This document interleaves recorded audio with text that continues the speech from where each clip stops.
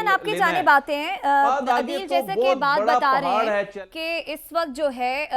حکومت جو ہے آئی ایم ایف کی کوئی بھی شرط پوری نہیں کر پا رہا، لیکن اگر ہم تصویر کا دوسرا رخ دیکھیں تو کیا دوسری سائٹ پر کیا یہ جو آئی ایم ایف کا ادارہ ہے یہ بھی ضرورت سے زیادہ پاکستان پر بوجھ ڈال رہا ہے، ضرورت سے زیادہ اطمینان اور یقین دہانیاں اسے چاہیے؟ کیونکہ معاہدہ صرف پاکستان سے تو نہیں دیگر ممالک سے بھی کرتا ہے، لیکن ہم نے دیکھا ہے کہ اتنی کڑی شرائط آئی ایم ایف نے ان ممالک کے سامنے نہیں رکھی جتنی کہ پاکستان کے سامنے رکھ رہا ہے۔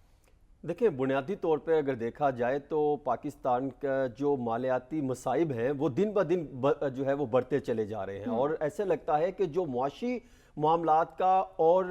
جو ہے وہ ناکامیوں کا جو تاج ہے وہ پاکستان کے سر پر سجا دکھائی دیتا ہے۔ اور آئی ایم ایف کے جو بھی مطالبات تھے، میں نے تمام تر معاملات کو بغور جائزہ لیا، وہ تمام کے تمام مطالبات پاکستان کی بہتری اور بھلائی کے لیے ہیں۔ وہ کسی بھی صورت یہ نہیں چاہتا کہ پاکستان سبسڈی کے نام پر جو ہے وہ غلط اقدامات کرے، پاکستان وہ ٹیکنیکل نان ٹیکنیکل بنیادوں پر جو ہے وہ بجٹ کی تیاری کرے، پاکستان پیسے کا غلط استعمال کرے۔ وہ انڈائریکٹلی جو شرائط آئی ایم ایف پاکستان کو دے رہا ہے، جن چیز پر پاکستان کام کرتا دکھائی دے رہا ہے، یہ ایسے ہی ہے جیسے آپ نے ایف اے ٹی ایف پر کام کیا تھا، جیسے آپ نے جو ہے وہ دیگر معاملات میں دہشت گردی کے خاتمے کے لیے ہم نے ڈائریکشن پر کام کیا۔ اسی طرح ہم دیکھیں، ہمیں اس معاشی بحران سے نکلنے کے لیے آئی ایم ایف کی شرائط کو بغور جائزہ لیتے ہوئے ہمیں ان بنیادوں پر چلنا ہوگا۔ وہ یہ چاہتے ہیں آپ لانگ ٹرم پلان بنائیں، وہ یہ چاہتے ہیں کہ آپ اپنی معاشی سچویشن مضبوط کریں، اپنے اندرونی معاملات کو بہتر کریں تاکہ پاکستان میں پروڈکشن زیادہ ہو۔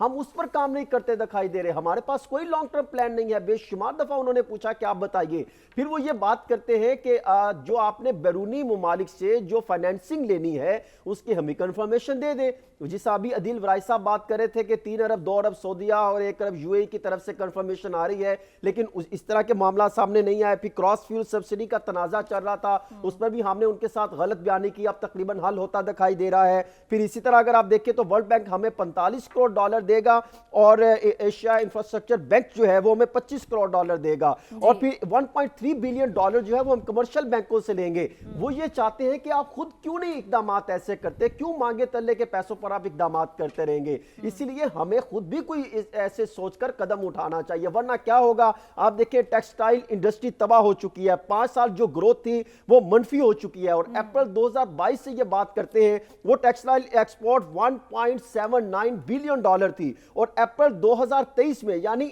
1 سال کے دورانیے میں 1.23 بلین ڈالر، یعنی تقریباً 1 کروڑ نوکری ختم ہو گئی۔ انڈسٹری، ٹیکسٹائل انڈسٹری تباہ کر دی۔ آپ اسی طرح آپ آگے آ جائیں دیگر انڈسٹری کی طرف، ہر چیز میں ہم نے نقصان پہنچایا۔ ہمارے پاس کوئی پلان نہیں ہے، ہمیں آئی ایم ایف کی شرائط کو تسلیم کرتے ہوئے ہمیں آئی ایم ایف کی شرائط کو تسلیم کرنا، اور آپ کہنے کہ پاکستان کے پاس کوئی پلان نہیں ہے۔